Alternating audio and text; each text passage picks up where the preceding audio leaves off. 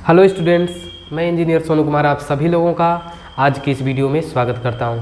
आज के इस वीडियो में हम लोग डिस्कस करने वाले हैं यूपी बोर्ड से संबंधित एक बहुत ही इम्पोर्टेंट टॉपिक जो ऑलरेडी बोर्ड एग्जाम्स में कई बार क्वेश्चन पूछ चुका है। ठीक है, आज का हमारा जो टॉपिक है वो है वैद्युत द्विध्रुव और एक समान वैद्युत क्षेत्र में स्थित वैद्युत द्विध्रुव पर आरोपित बल आघूर्ण का व्यंजक। ठीक है, तो चलिए सबसे पहले हम लोग स्टार्ट करते हैं कि वैद्युत द्विध्रुव क्या होता है। वैद्युत द्विध्रुव, ठीक है, मैं आपको बता दूं वैद्युत द्विध्रुव आवेशों का एक ऐसा निकाय है जिसमें समान परिमाण किंतु विपरीत प्रकृति के दो आवेश एक दूसरे से अल्प दूरी पर स्थित होते हैं। मैं रिपीट कर रहा हूँ, वैद्युत द्विध्रुव आवेशों का एक ऐसा निकाय है जिसमें समान परिमाण किंतु विपरीत प्रकृति के दो आवेश एक दूसरे से अल्प दूरी पर स्थित होते हैं। यहाँ पे मैं ड्रॉ कर दे रहा हूँ,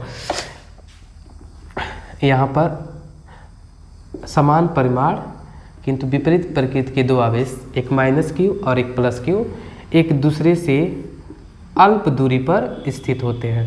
ध्यान दीजिएगा, ये आपका माइनस क्यू आवेश है और ये प्लस क्यू आवेश है।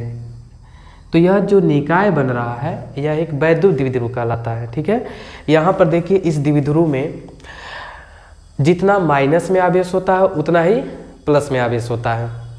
ओके, इन दोनों आवेशों के बीच की दूरी को हम लोग 2L से D से 2D से व्यक्त कर सकते हैं। ठीक है, अब देखिए इन दोनों आवेशों को मिलाने वाली जो रेखा होती है, इन दोनों आवेशों को मिलाने वाली जो रेखा होती है उसको हम लोग इस वैद्युत द्विध्रुव का अक्ष बोलते हैं। ठीक है, अगर हम बात करें इस निकाय का या वैद्युत द्विध्रुव का कुल आवेश के बारे में, तो वैद्युत द्विध्रुव का कुल आवेश वैद्युत द्विध्रुव का कुल आवेश शून्य होता है।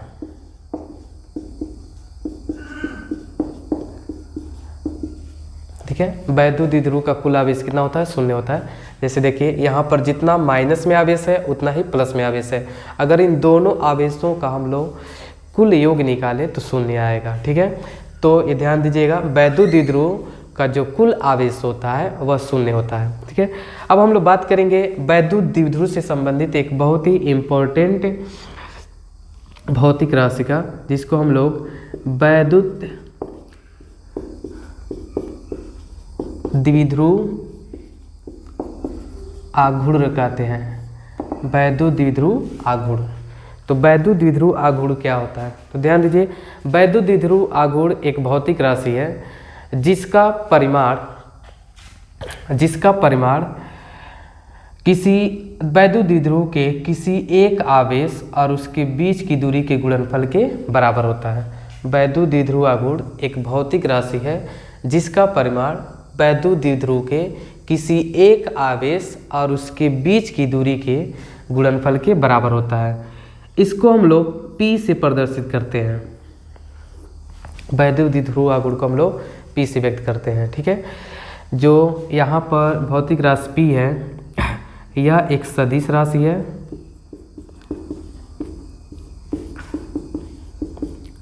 वैद्युत द्विध्रुव आघूर्ण एक सदिश राशि है जिसकी दिशा ऋण आवेश से धन आवेश की ओर होती है, माइनस क्यू आवेश से धन आवेश की ओर होती है, अक्ष के अनुदिश। अक्ष के अनुदिश ऋण आवेश से धन आवेश की ओर होती है। इसका जो SI मात्रक होता है, इसका जो SI मात्रक होता है वह कूलाम मीटर होता है। यहाँ से आप देख सकते हैं वैद्युत आवेश का मात्रक क्या होगा? कूलाम, और दूरी का मात्रक क्या होता है? मीटर।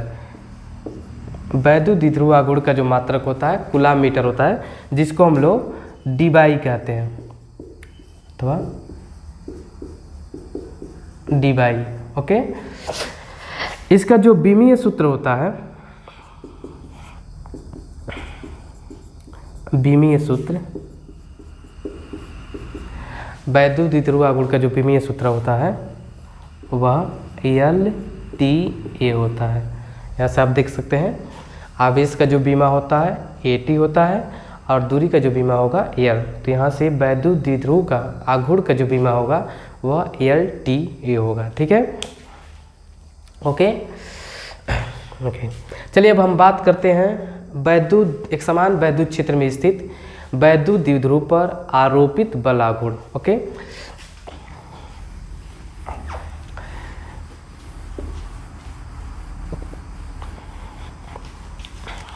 वीडियो को रोक करके, स्टॉप करके आप चाहे तो नोट्स बना सकते हैं, परिभाषा लिख सकते हैं। ओके, यहाँ पे देखिए, एक समान वैद्युत क्षेत्र में स्थित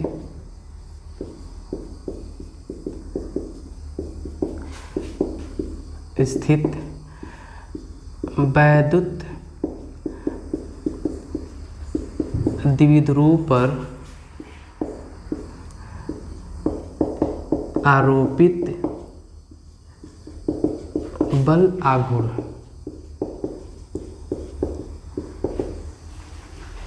एक समान वैद्युत क्षेत्र में स्थित वैद्युत द्विध्रुव पर आरोपित बल आघूर्ण। ओके, देखिए मैं यहाँ पर एक समान वैद्युत क्षेत्र ड्रॉ कर दे रहा हूँ।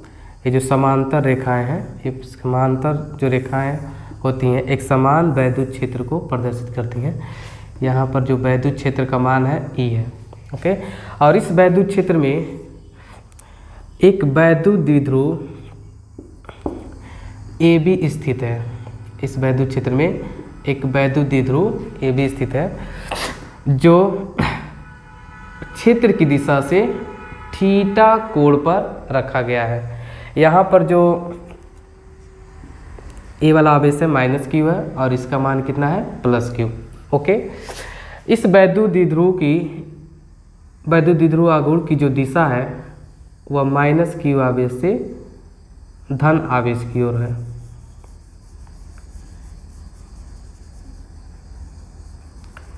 -Q आवेश से धन आवेश की ओर है।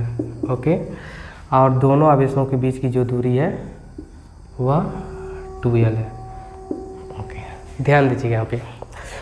हम सभी लोग जानते हैं कि जब कोई आवेश वैद्युत क्षेत्र में रखा जाता है या कोई आवेश यदि वैद्युत क्षेत्र में स्थित है तो वैद्युत क्षेत्र के कारण उस आवेश पर एक वैद्युत बल आरोपित होता है जिसका मान आवेश के परिमाण और वैद्युत क्षेत्र के गुणनफल के बराबर होता है। ठीक है, यदि यह आवेश धन आवेश है तो वैद्युत बल की जो दिशा होगी वह वैद्युत क्षेत्र के अनुदिश होगी। अगर यह आवेश ऋण आवेश होगा तो उस पर आरोपित जो वैद्युत बल होगा वह वैद्युत क्षेत्र के विपरीत होगा। ठीक है, तो यहाँ पर देखिए ये जो वैद्युत द्विध्रुव है वैद्युत क्षेत्र E में स्थित है। यहाँ पर जो धन आवेश होगा उस पर भी वैद्युत बल आरोपित होगा और यहाँ पर जो ऋण आवेश है इस पर भी वैद्युत बल आरोपित होगा। ठीक है, तो अगर हम बात करें इस आवेश पर +Q आवेश पर वैद्युत बल F1 से प्रदर्शित कर रहे हैं, तो देखिए यहाँ जो +Q आवेश का परिमाण है Q है और वैद्युत क्षेत्र का परिमाण कितना है E। तो यहाँ पर जो इस पर आरोपित बल होगा वो कितना हो जाएगा Q × E और इसकी दिशा किधर हो गई क्षेत्र के अनुदिश। इसी प्रकार -Q आवेश पर वैद्युत बल, -Q आवेश पर वैद्युत बल, यहाँ पर इस आवेश पर कितना बल लगेगा। तो देखिए इसको हम लोग F2 से व्यक्त कर रहे हैं। इस आवेश का भी परिमाण Q है और वैद्युत क्षेत्र का मान E है, तो इस पर भी जो वैद्युत बल लगेगा वह कितना लगेगा Q × E के बराबर और इसकी जो दिशा है वह वैद्युत क्षेत्र के विपरीत होगी। वैद्युत क्षेत्र के विपरीत इसलिए होगी क्योंकि यह ऋण आवेश है। ठीक है, अब हम बात करते हैं इस द्विध्रुव पर कुल परिणामी बल का। ठीक है, चूँकि F1 तथा F2 परिमाण में समान किंतु दिशा में विपरीत है।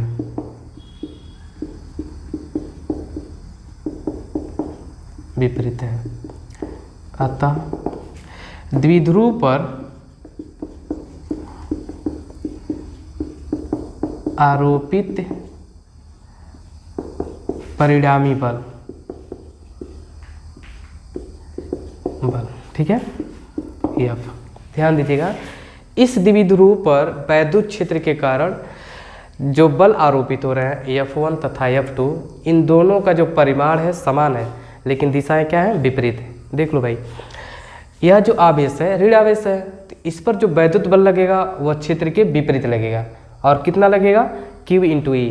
और यहीं पर ये जो धन आवेश है, इस पर वैद्युत क्षेत्र के कारण जो वैद्युत बल लगेगा उसका भी परिमाण Q × E ही होगा, लेकिन इसकी जो दिशा होगी वो वैद्युत क्षेत्र के समान होगी, क्योंकि यह धन आवेश है। ठीक है, अब जैसा कि आप देख रहे हैं F1 और F2 दोनों के परिमाण क्या है, समान है, लेकिन इनकी दिशाएं क्या है, विपरीत है। तो इन पर, इस द्विध्रुव पर जो आरोपित परिणामी बल होगा वो कितना हो जाएगा, F1 माइनस F2, यानी कि Q × E minus Q × E कितना हो जाएगा, 0 हो जाएगा। ओके, अब ध्यान दीजिए, इस द्विध्रुव पर जो दोनों बल आरोपित हैं F1 तथा F2, इनके परिमाण समान, दिशाएं विपरीत हैं, लेकिन इनकी जो क्रिया रेखाएं हैं, देखिए क्रिया रेखाएं, वह रेखा जिसके अनुदिश F1 कार्य कर रहा है तथा वह रेखा जो F2 के अनुदिश कार्य कर रहा है। F1 की क्रिया रेखा ये हो जाएगी और F2 की क्रिया रेखा ये हो जाएगी। यहाँ पर F1 तथा F2 की क्रिया रेखाएं क्या हैं, अलग अलग हैं।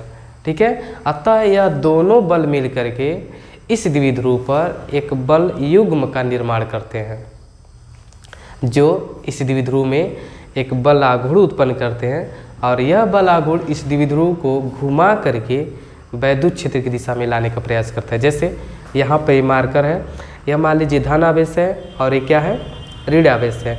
वैद्युत क्षेत्र की दिशाएं ऐसे हैं, ठीक है, ये वैद्युत क्षेत्र हो गया। तो इस पर जो बल आरोपित हो रहा है वो वैद्युत क्षेत्र की दिशा में हो रहा है, इधर लग रहा है, और इस पर जो बल लग रहा है वह इस दिशा में लग रहा है। तो ये दोनों बल मिल करके इस द्विध्रुव पर बल आघूर्ण आरोपित करेंगे, जो इसको घुमा करके क्षेत्र की दिशा में लाने का प्रयास करता है। ठीक है, अब देखिए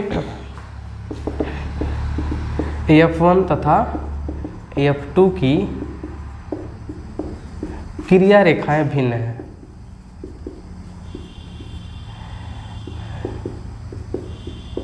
भिन्न भिन्न हैं, अतः द्विध्रुव पर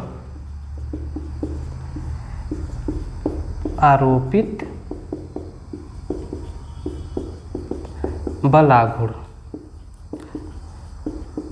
ठीक है, बल आघूर्ण, बल आघूर्ण का सूत्र क्या होता है, बल गुणे दोनों बलों के बीच की, बल गुणे दोनों बलों के क्रिया रेखाओं के बीच की लंबवत दूरी, क्रिया रेखाओं के बीच की लंबवत दूरी। ओके, यहाँ पे मैं इरेज कर दे रहा हूँ, मिटा दे रहा हूँ यहाँ से इसके आगे लिखने के लिए। देखिए, जो बल आघूर्ण का मान होता है वह दोनों बलों के में से किसी एक बल के परिमाण और दोनों बलों के क्रिया रेखाओं के बीच की लंबवत दूरी के गुणनफल के बराबर होता है। तो यहाँ पे हम देख रहे हैं किसी एक बल का मान रख दीजिए, तो कितना है, Q × E। ओके, और दोनों बलों की क्रिया रेखाओं के बीच की लंबवत जो दूरी है वो कितना है, BC है। ठीक है, अब देखिए इस त्रिभुज ABC में, त्रिभुज ABC में अगर यह कोण थीटा है तो ये भी क्या होगा, थीटा होगा।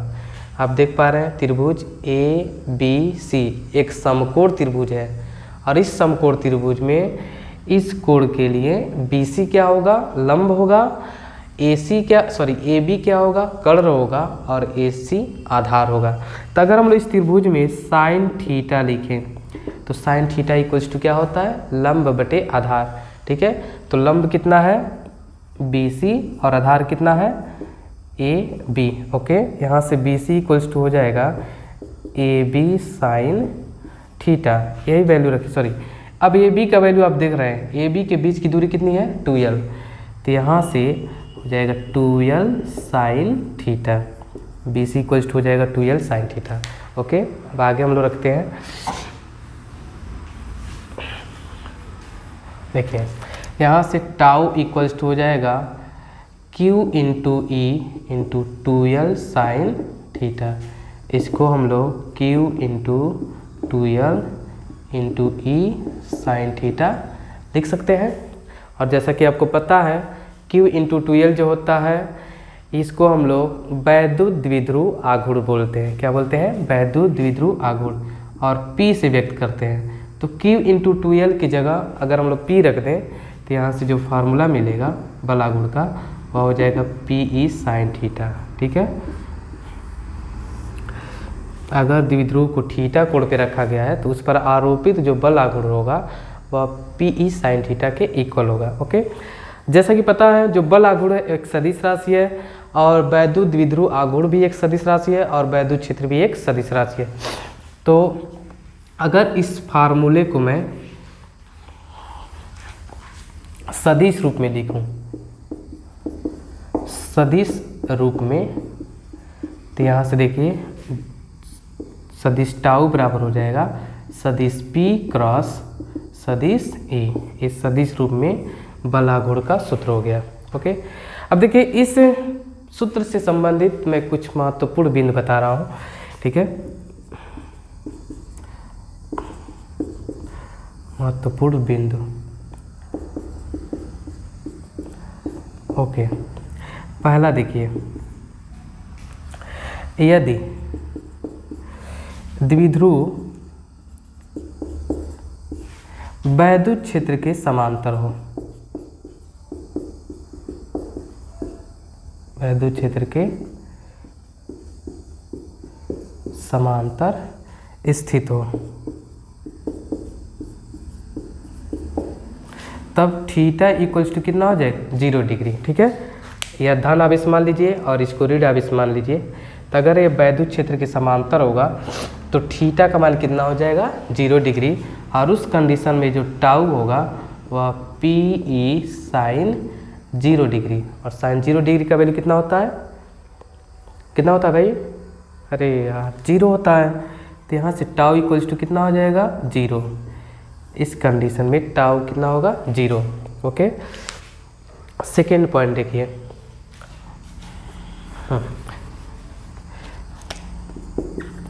यदि वैद्युत द्विध्रुव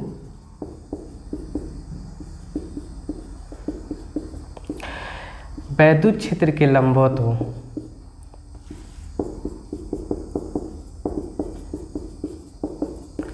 लंबवत स्थित हो,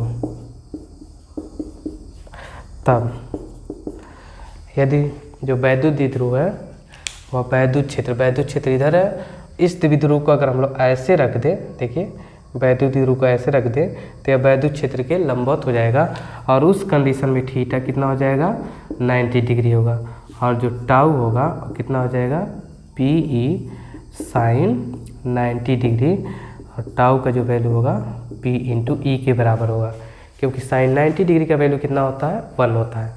साइन में 90 डिग्री का वैल्यू सबसे मैक्सिमम होता है, इसलिए एक क्या होगा, टार्क भी क्या होगा मैक्सिमम होगा।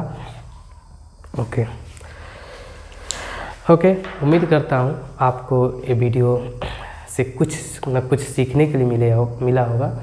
मुझे